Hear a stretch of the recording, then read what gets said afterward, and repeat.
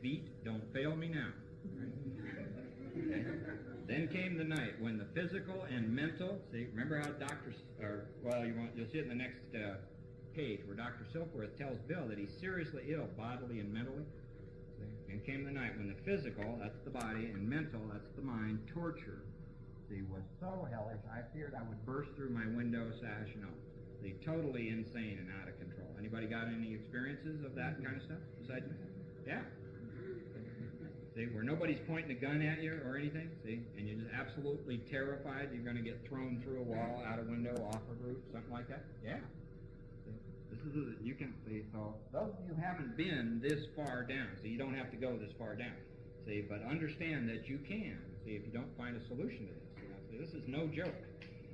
Somehow I managed to drag my mattress to a lower floor, lest I suddenly leap. See, have any of you ever had that feeling that happens, you get up on a tall building or a cliff or something and you're looking out and it's kind of like you get this thing in there, jump, jump. You ever had that? Okay, and you know how the fear, that, you know, what's that in me that tells me to do, you know what I'm talking about? Okay, so you take that fear that happens, see, and multiply that by about 10 million and you will understand, see, what he is saying here, being out of control. See, just afraid he's actually going to do that. See, through a window. Okay. Those of you who have been there know what I'm talking about. Those of you who haven't, I'm trying to give you a way to try to conceive that in your mind. See, so somehow I managed to drag my mattress to a lower floor, lest I suddenly leap. Okay, a doctor came with a heavy sedative. Okay, this sedative that Bill got was a liquid called chloral hydrate. I don't know anything about it. I've never even seen it. Never got a chance to try it, but you drank it. And you need to understand that so you understand the next sentence. It says, next day found me duly addicted. See, drinking both gin and sedative. See, the drugs on top of the alcohol. Absolutely out of control, phenomenon of craving. All right, has anybody in here done drugs along with your alcohol? Okay, now look around the room. Yeah, look around the room. See, generally, any Alcoholics Anonymous group, at least 50% of the people there, minimum. They have drug problems, things that have occurred in their life, see, as well as alcohol. Okay, so next day found me drinking both gin and sedative. This combination soon landed me on the rocks, like he wasn't there already. See the way he's describing his thinking and how he's looking at it, like he wasn't there? People feared for my sanity, so did I. Okay. I could eat little or nothing when drinking, and I was 40 pounds underweight. See, and malnutrition is a pretty common thing. See, and alcoholics, it's very dangerous. You know, hospitals have to deal with dehydration and malnutrition, and a lot of alcoholics who have been on a binge a long time. It's one of the very life-threatening conditions that goes on. Okay, here in the next paragraph, Bill enters what we call the round of treatment. See, now, all alcoholics enter treatment either voluntarily or involuntarily somewhere along the line. See, we go into recovery houses, treatment centers, detoxes, hospitals, or to AA, NA, CA. See, this is the terminal phase of the disease of alcoholism. See, now, why do people enter the round of treatment? See, because whether they admit it or not, they're out of control. See, they're powerless. They cannot manage the situation. See? And for those of us who are really, about that, see what happens. See, the society's starting to intervene on us. See? Anybody been intervened on? Yeah. See, that's one thing we're all scared to death of, getting intervened on. Okay. So here's Bill, see, and he is beginning to enter the round of treatment. See? So my brother-in-law, that guy's name was Leonard Strong, is a physician. Through his kindness and that of my mother, his mother was an osteopath, which is a kind of natural sort of doctor. I was placed in a nationally known hospital. See, everybody, you've heard of the Betty Ford Center, right? See, and why have you heard of it? It's nationally known. See, that's why you've heard of it. Okay, so a nationally known hospital. See, this one was called the Charles B. Towns Hospital. It was in New York. But it was nationally known. And this is where he meets Dr. Silkworth. Nationally known hospital for the mental and physical rehabilitation of alcoholics. Okay? Under the so-called belladonna treatment. Belladonna is a drug that's derived from the nightshade plant. What it was used for in those days was to keep the alcoholic from going into seizures and convulsions while they were detoxing. That's what belladonna is. Okay? So under so-called belladonna treatment, my brain cleared. Hydrotherapy and mild exercise helped much. Best of all, I met a kind doctor. What was his name? Dr. Silkworth. What did he write? The Doctor's Opinion. Where did we read that? Front of the book. Okay. Kind doctor who explained that though certainly selfish, I, me, mine, see, and foolish, I had been, see, underline the next words. Seriously. What does serious mean? What does ill mean? Bodily and mentally. Okay, now see, we all go along and we drink, see, and do drugs, and then we get these things called hangovers, see, and during the hangovers, we're sick. See, anybody know what I'm talking about? You get sick, see, during hangovers. See, and so we come into Alcoholics Anonymous, and we look at this, see, and it says seriously ill, bodily and mentally, and we immediately think that what they're talking about is the hangovers. That's where I'm sick, see, that's where I'm mentally screwed up. See, when I'm drinking and just immediately after, and that is not what the book is talking about. Seriously ill bodily means the physical craving, see, that causes the loss of control in the drinking alcoholic or the using drug addict. That is the serious progressive illness. We're not talking about the hangovers and the pukes and the sweats, see, and all that stuff. See, it's not what the doctor is trying to explain to Bill. See, it's the disease of alcoholism that exists in the body of the alcoholic, whether he's drinking or whether he's not drinking. When you're not drinking, you don't have a clue you have it. See? And we all need to understand that. Seriously ill, bodily and mentally. The mental part of this is the obsession. See? It's this thing that's going on with Bill that produces the strange mental blank spots and gets him drunk when he's sober. See? When he's being Dr. Jekyll. See? That's the mental illness. See? Not the craziness that goes on while he's drinking and having a hangover. Is everybody beginning to see that? See? That's what we're talking about. See? We all get so wrapped up in what happened while we drank and immediately thereafter. See? And we call that the disease. See? But that isn't what any of these steps are about. See? Powerless is when you're sober. See? Powerless is when you're not drinking. Okay. See? So he's beginning to see that. See? Best of all, I met a kind doctor who explained that though certainly selfish and foolish, I had been seriously ill, bodily and mentally. See, what did we learn in the doctor's opinion? The alcoholic must believe that his mind is as abnormal as his body. Have to believe that. Have to accept it. See, if we don't accept it, we do not accept our alcoholism. We don't accept our alcoholism, we don't take the steps. See, we got very few people in the program anymore who actually take the steps. See, and a lot of that is due to ignorance and misunderstanding. See, I know I was ignorant and misunderstood all this. It didn't make sense to me. Okay, it relieved me somewhat to learn that in alcoholics, now how many people in here think you might be an alcoholic now? Okay, keep your hand up. Keep your hand up while I read the sentence. Relieved me somewhat to learn that in alcoholics, see, so that means who now? Me, see, each of us. See, the will is amazingly weakened when it comes to combating liquor. Okay? The will is amazingly weakened when it comes to combating liquor, though it often remains strong in other respects. See, so other respects, see, many of us can work, draw paychecks, pay our bills, raise our kids, pursue a career, go to school, paint a house, mow the lawn. We can do a lot of stuff in other respects. But when it comes to alcohol, what can't we do? Stay sober. Okay? Now, why is that? So we need to understand that. All right, now, does everybody have something in front of you to sip out of, like a cup of coffee or a Coke or something? Almost everybody? All right, those of you who do, see, I want to ask you to do something. See, so we begin to understand what this thing called the will is.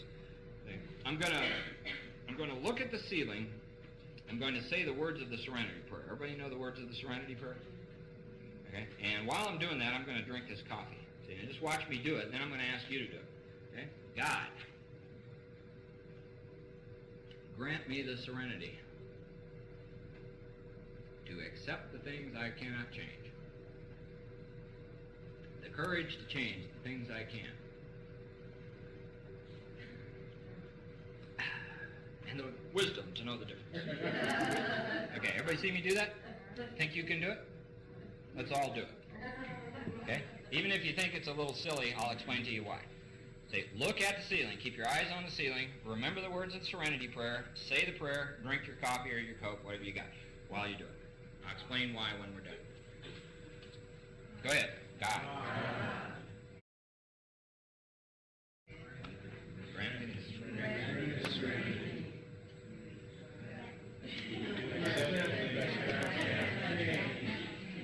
Courage to do things I can.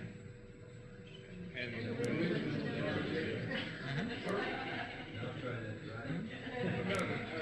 Great. Everybody was able to accomplish that, right? Okay, so you could do the same thing, untying and tying your shoe while you say the prayer. See, you could cook a meal. See, what I'm trying to help you begin to see, is that there's something in us called our will. See, and it is our will that moves our hands around. See, it is our will that picks things up. See, puts them in our mouth, drinks them. It's got nothing to do with our mind. See? And the reason I asked you to look at the ceiling, say the prayer, was to occupy your mind, remembering the words of that prayer, see, and being real self-conscious while you did it. See, we distracted your mind, see, and then asked your will, see, to do something entirely different, entirely disassociated from what your mind was into. See, and what was your will able to do? Drink, without any conscious thought on your part. See, now let me give you a couple of examples so that you can see this and begin to look at it in your own experience. Have you ever been like cooking dinner? Phone rings. You got to take this phone call, but you're really busy cooking dinner, see? So you slam the phone in the crook of your shoulder here, and then, see, you're making this complicated arrangements on the phone, and you're all occupied in doing that, and while you're doing it, see, this thing starts happening over here, and the table gets set, see, and yeah, I'll be there by 13 on, see, and you're doing it, 14 people, 1995, yeah, I've been there, see, I got to go, because dinner's on the table, and you hang up the phone, see, the dinner, which was over there cooking, is now on the table's set. How did that happen? Well, your mind was all wrapped up, see, in carrying on a conversation with somebody on the telephone. See, that is the will in action, doesn't take conscious thought. So your will can act. Let me give you another example that I'm sure almost all of us have had. You're on the freeway, driving from Santa Fe to Albuquerque or any point A to point B, see, and all of a sudden you become aware of, God, I got to get off here, see, and you start getting off the off-ramp and suddenly go, geez, last thing I remember was Espanola. You ever had one of those experiences? See, it's like your mind checked out for the last 25 miles. What drove your car? See, while you were checked out, mentally doing something totally different. See, that is the will in action. See, it's the thing that moves us around. See, all of us. Let me give you one more example so we can get clear. Everybody, think about standing up. Just close. See, think about standing up. Did everybody do it? See, but look around. What happened? See, nobody is up. All right, now I'd like to ask you simply, stand up. Just stand up. How much thought did that just take? It took a decision, didn't it? See, it's just an action. Boom, I want to do that, I do that. See, my mind doesn't say, well, I think I need to shift my weight forward 3 degrees. Center of gravity is now lowering itself. See, I'm beginning to move forward. See, now my knees are beginning to bend. See, the muscles in my calves are beginning to flex, and my toes are beginning to push. See, you don't go through any of that in order to stand up, do you? So your mind is uninvolved in the action. See, now, what was it in Bill? See, Bill's mind and his thinking tell him he does not want to drink again. He walks in to make a phone call. See, he's thinking about that, and something happened. What happened? See, his will, see, someone pushed a drink my way, and I had taken it. It hadn't even come to mind. See, mentally he was somehow checked out. See, he takes the drink, and then what occurred? Phenomenon of craving, see, then starts. He's totally out of control. He cannot stop himself from continuing to drink at that point.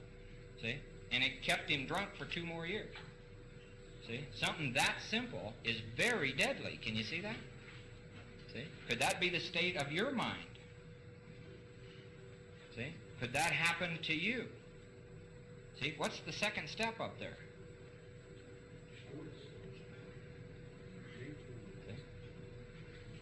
And let's look at the third step. See if you find the word will in the third step. What is it you're going to turn over to God? See, are you beginning to see that you're in danger until that is accomplished? See? And how many of us in Alcoholics Anonymous return to drinking? Well over 90% of us. See? Most of us are sitting here liable to drink. See, we are liable, likely to drink. The vast majority of us. See, in most AA groups that there are. See, likely to drink, predictable. See, because, see, this is deadly stuff. See, the steps are the way they are for a reason. See, and we need to be open-minded, begin to look to see if it really means us. What is this all about? See, this business about being restored to sanity, it's got nothing to do with being released from loony bins. See? It means that there's a state of mind in the alcoholic, see, where a strange mental blank spot can occur and the will can pick up a drink, see, and set off a deadly series of sprees. See? And the alcoholic would never even know how it got started. See? Remember Bill? I don't know how I got started again. See? So, is everybody beginning to see in your own experience what I'm talking about? Does it make sense to you? You see, do you have experiences where you've sworn off, said you'd never do it again, and found yourself doing it?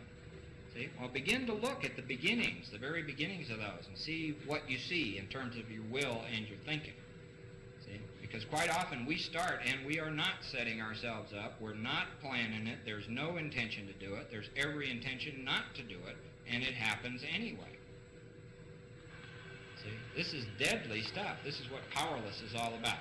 Okay? Now, at this point, see, Bill doesn't know any of this. He is only beginning to learn just the basics, the rudiments of alcoholism from Dr. Silkworth, who, if you recall, see, at this point, he's got about 34 years' experience, see, working with alcoholics, and he's the medical director and a specialist in addiction and alcoholism. Okay, so let's go over the sentence again. It relieved me somewhat to learn that in alcoholics, cross off the word alcoholic, put your name there. The will.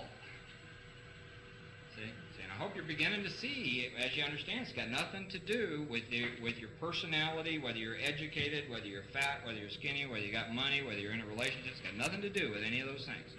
The will. Each and every one of us, man, woman, young, old. See, the will is amazingly weakened when it comes to combating. Combat means a fight. How many times have you won the fight? See? Combating liquor, though it often remains strong in other respects. Next three words, very important. My incredible thinking. What's behavior? The will in action. That's our behavior. My incredible.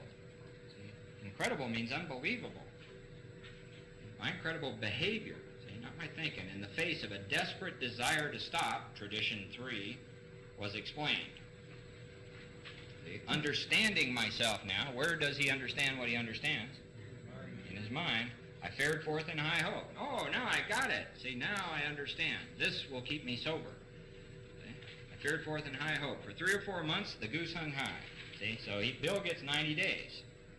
See, goose hung high is a 1930 term for he got his shit together. See? And you see all kinds of people walk into AA and NA and CA and have this happen to them. Hey, I got a job, I got my old lady back. All right, this is great, this is cool. See, blam, they never come back. See, hey, I love this, sobriety, you bet, and they disappear. Okay? Fared forth in high hope for 3 or 4 months. The goose hung high. I went to town regularly, even made a little money. All right. See, surely this was the answer. Self-knowledge. See, let's all read the next sentence together. But it was not. For the frightful day came when I did it again. What picked up the drink? His mind? See, has your mind ever reached out and picked up a drink? Or is it always your will in action? Anybody ever heard the term self-will run riot? We get from chapter 5? Begin to understand what they're talking about? Okay, the curve of my declining moral and bodily health fell off like a ski jump. Okay, remember at the beginning, gradually things got worse. What's he saying now? Splat. He's now in the region. See, when we're up here, we're always seeing people like this and going, that'll never happen to me. Anybody ever said that? See, we see them down here. See, these are the guys on the street, under the bridge, the bag ladies, you know, our parents, whatever. See, Their lives are fucked up. They've been whipped. See, they're drunk. See, we're always up here. See, and we're looking at that, but that'll never happen to me. See, well, same thing with Bill. See, but now he's on this flat part of the doom curve. See, and see, this is where things don't gradually get worse anymore.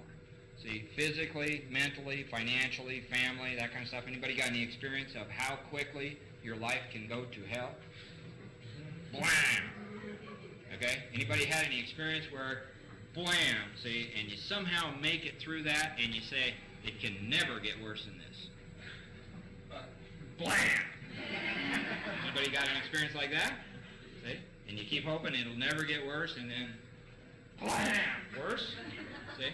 So where is the real bottom? See? Huh? Death, yeah. 6 feet down.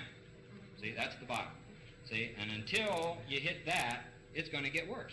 Whether you're drinking, whether you're not drinking. See? Gradually things got worse. I am Don and I'm an alcoholic. The Goose Hang High is also a statement, since this is the first time he's gone to the treatment center, he came out on a pink cloud. Right. Isn't it? Sure.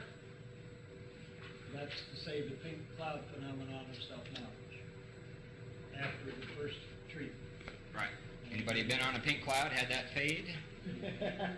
Pink clouds are not very solid places, are they? Okay. It was not, for the frightful day came when I drank once more. The curve of my declining moral and bodily health fell off like a ski jump. I'd like to ask you all, see, do a little homework this week between now and next week. See, draw your own doom curve, see, and plot on it the points in your life. See, where you can begin to see the progression of disease, the drinking, see, the unmanageable life, all that kind of stuff. See, you might see, do it in your own experience. Take your own look. See where you can see that things started to really fall off. All that kind of stuff might make it a little clearer to you. See, until we can connect where we are with this, we can't really take step one. See, we have to see where we're headed, especially those of us who haven't hit, what's a real bad bottom yet. Okay, so the curve of my declining moral and bodily health fell off like a ski jump. Everybody remember the Wide World of Sports, Saturday afternoons? See, remember that guy that came down the ski jump? Okay, after a time I returned to the hospital. Anybody else been in treatment more than once in here? Have you returned to AA, the hospital, the recovery house? Okay, this was the finish, the curtain, it seemed to me. Okay, now remember back on page 3, see, where Bill, was drunk and he got the bad news about the stock market crash in 1929. Remember the words he used back there? He said, I was what? Finished. How wrong he was. See? How wrong he was. Where is he now? This was the finish, it seemed to me. So you're going to see he's wrong again. See? He keeps thinking he's at the bottom. It can never get worse. See? He keeps using, this was the finish. No, it ain't the finish. So this was the finish. The curtain, it seemed to me. My weary and despairing wife, the black belt Al-Anon, see, was informed that it would all end with heart failure during what? The DTs. Okay? Delirium tremens. Or I would develop a wet brain. That's irreversible brain damage, if you're not familiar with the term wet brain. See, perhaps within a year, she would soon have to give me over to the undertaker. What's that? Death? Or the asylum. What's that? Insane. Permanently insane. There is nowhere else to go. Okay? Now, most of us, see, we don't identify that in our life anymore. See? Well, that couldn't be my certain end. Nah. See? That doesn't look like much of a choice, does it? Death or insanity? See? And yet we want to sit around and say, oh, we have choices now and we're sober. See, well, if you think that, here it is. There's your choice. See? And everything that happens between now and then, see, is called the doom of alcoholism. See? The misery, the unmanageable life, the relationships that don't work, all stuff we're going to get into in chapter 4. Okay, they did not need to tell me. I knew and almost welcomed the ideas. Have any of you ever been in this place where suicide or death looked like a step up to you? Yeah? Yeah, no kidding. See, that's very common. I don't say that as a joke. See, it's funny, but it's not a joke. Okay, it was a devastating blow to my wallet, my relationship, my marriage, my career. See? Devastating blow to what? See? What's it a blow to you? See, where does the blow fall in you? I'm really powerless.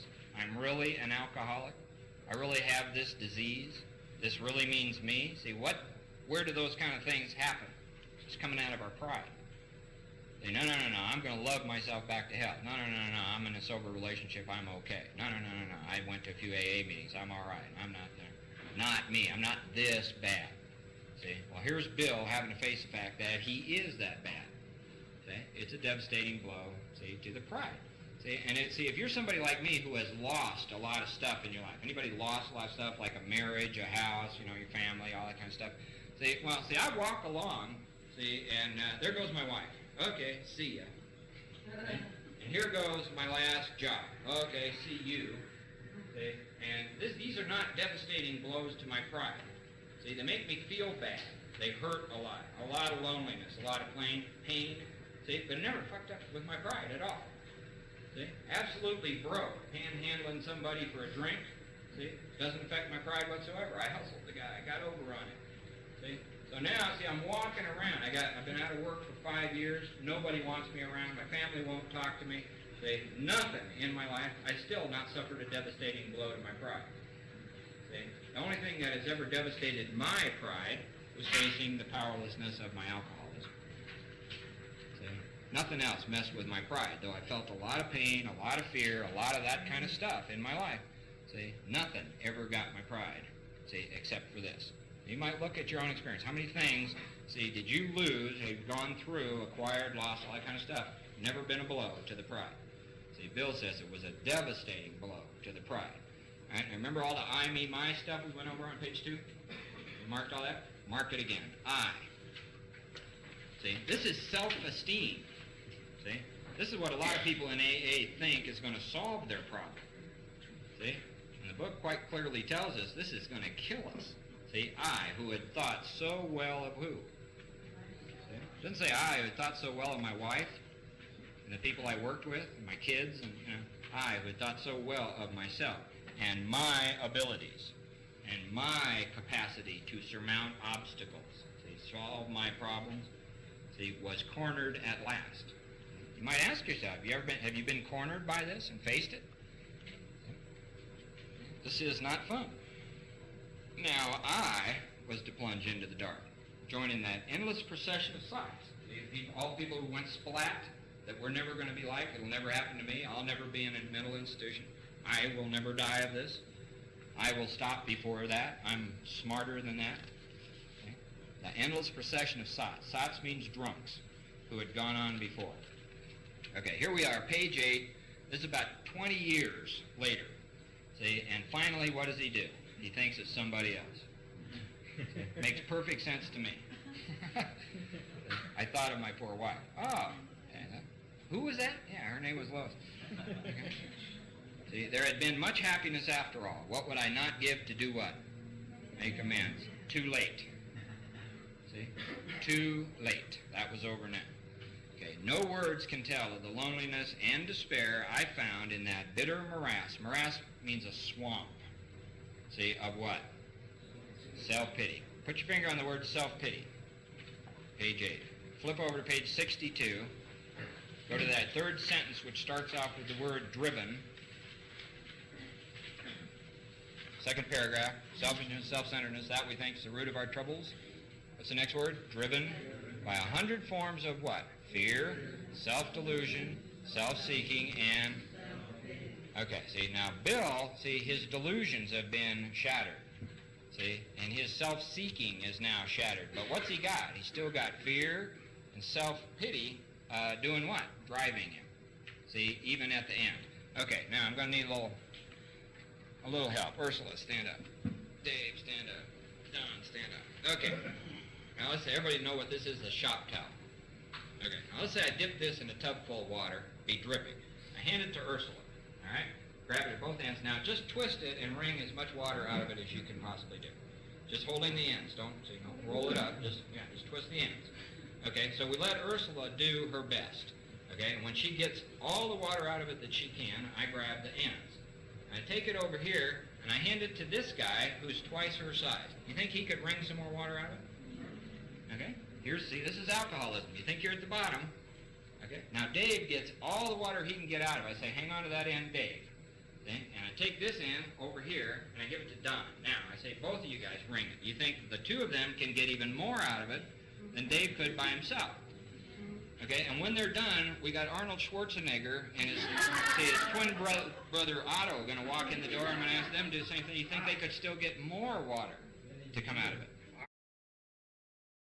Arnold? Okay, see, and what this is you. See, this is the alcoholic. See, and this is the power greater than the alcoholic. See, which will, until it kills you, keep doing this. It will just keep doing it, see, and it's still doing it to Bill, laying in this hospital knowing he's a dead man. See? Bitter morass of self-pity and the shit that's going on. See? So all you got to do is look at your own experience. How much of this have you been through? See? And if you don't really find a solution to it, what is going to happen? See? What's your future going to look like? See? Begin to be open-minded to that. See? This is not about love and hugs. This is not about self-esteem and self-confidence. This is about a deadly disease which causes much suffering and is fatal. Okay? So you got to be open-minded. This is not fun-faced. Thank you. Thank you, Ursula. Okay? Everybody see that? Okay. No words can tell of the loneliness and despair I found in that bitter morass of self-pity. Quicksand stretched around who? Who's he concerned with? See? All directions. I had met my match. I had been overwhelmed. Alcohol was my master. See? Any of you guys rebels and fighters? See, besides me? Defiant? Nothing will ever beat me. See? I can do it. See, the whole world tells us from the day we are born, fight. Never give up. Never surrender. Never admit. See? And that kind of continued thinking and stuff can kill you if you're an alcoholic. See? Because this is an un-American idea, step one. See? Absolutely un-American idea. To admit that you're powerless over alcohol. See? That you and no combination of yous and no combinations of me's or medicine or treatment centers is going to solve the problem. See? It's either true or it's false. See? The only one that can make up your mind is who? You. Okay? See, don't believe me. You got to look at your own experience. Okay, we're going to go through one more paragraph here and then quit. Trembling. What's trembling mean? It's a lot like being jittery, isn't it? Trembling. Fearful. I stepped from the hospital a broken man. Underline the next sentence. What's keeping you sober today?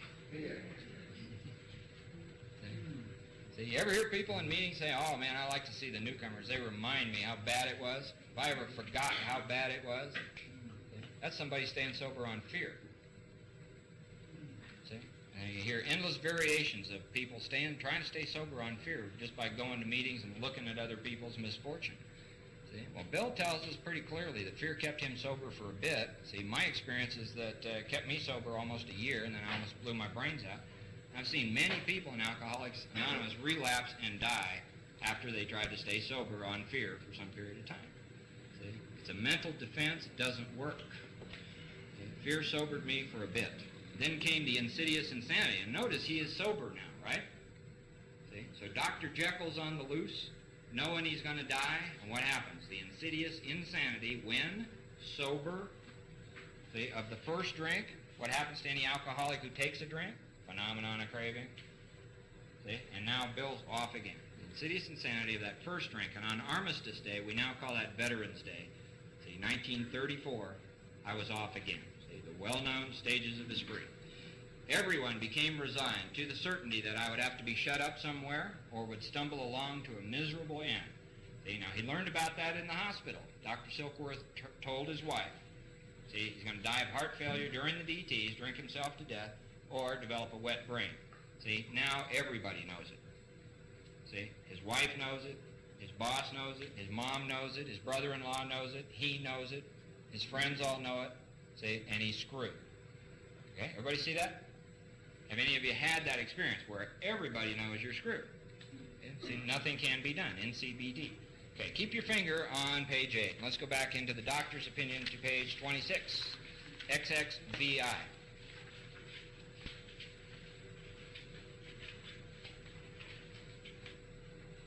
Second paragraph.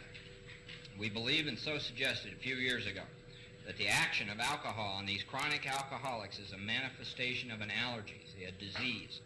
That the phenomenon of craving is limited to this class. It never occurs in the average temperate drinker. Okay? These allergic types, look like Bill might be an allergic type. You think you might be an allergic type. Can never safely use alcohol in any form at all. Has he found that out? Yeah, he's found that out. He's got a sincere, desperate desire to not drink, and what happened? He keeps using alcohol. See? What keeps doing that? Okay? Once having formed the habit, what does habit mean? Addiction. Is Bill addicted? Has he formed the habit? Has he found that he can't break it? See? Has everybody found they can't do anything about it? See? If love was going to work, he would have been loved to health back to health by now, wouldn't he? See? Love doesn't solve the problem. See? He's formed the habit. He's found he can't break it. Nobody can break it. Has he lost his self-confidence? See? Can he rely on anything human? See? And their problems pile up on him and become astonishingly difficult to solve. That sound like Bill? Does it sound like you? Step one, we admitted we were powerless over alcohol, saying that our lives had become unmanageable. Okay, back to page 8. Everyone became resigned to the certainty that I would have to be shut up. See? Being shut up, does that mean choice? No control, right? No control. Would have to be shut up somewhere, or would stumble along to a miserable end. How dark it is before the dawn. In reality, that was the beginning of my last debauch. Debauch is just a nice word for run. I was soon to be catapulted into what I like to call the fourth dimension of existence. I was to know happiness, peace, and usefulness. And notice as we went through the story, this guy, see, has been wealthy. He has been powerful. He has been semi-famous. See, he's been semi-well-known. See, he's had a lot of fun. See, especially early on. See, but he never used words like happy, peaceful, or useful. See? And that's pretty true in my life. I've had a lot of excitement and fun, and done a lot of dangerous, my business kind of things. See, when I was drinking, see, never happy, never peaceful, never useful, and the same thing that happened to Bill, see, happened to me. Splat. So you might look and see where you fall on that curve. See, you can come to Alcoholics Anonymous and work the steps here. See? Or you can come to Alcoholics Anonymous and work the steps here, see? Or you can die. See? Doesn't matter where you are on the curve, and what you need to see, if you got doubts, is are you on the curve? See? I was to know happiness, peace, and usefulness in a way of life. Remember, we talked some about the way life lasts 2 weeks. It's not the activities on the bulletin board. See? It's about living life on a spiritual basis as a result of working the steps. A way of life that is incredibly more wonderful. Would you like something wonderful to happen to you? Anything wonderful happen to you recently? Last 15, 20, 25, 30, 40 years? Anything wonderful happen? See, we're always, something wonderful's out there. See, maybe not. See, maybe splat is out there. See, maybe we have to accept that splat is out there before something wonderful can happen. A way of life that is incredibly more wonderful as time passes. So it gets better. All right, we're going to stop there on page 8, and we'll finish up Bill's story next week. Okay, we got...